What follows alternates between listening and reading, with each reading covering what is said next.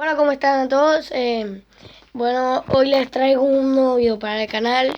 Esta vez estamos con un unboxing. Sí, como lo vieron, un unboxing de unos auriculares que me he comprado en la caja.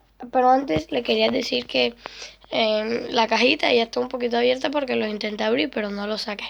Así que todo bien, todo correcto. Sí.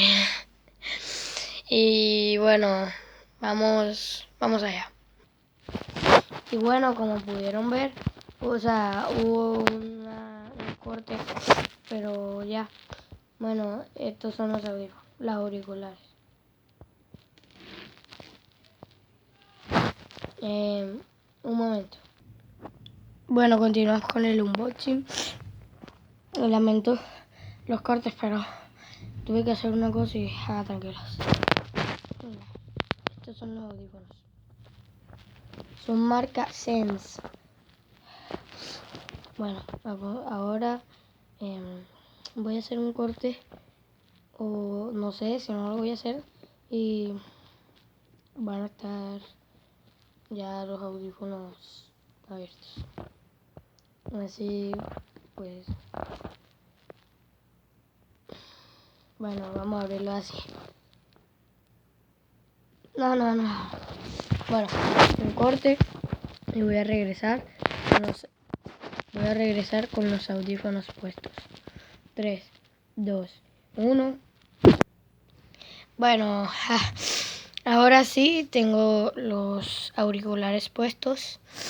En realidad no alcanzo, o sea, es muy difícil, o sea, no escucho casi mi voz. Solo,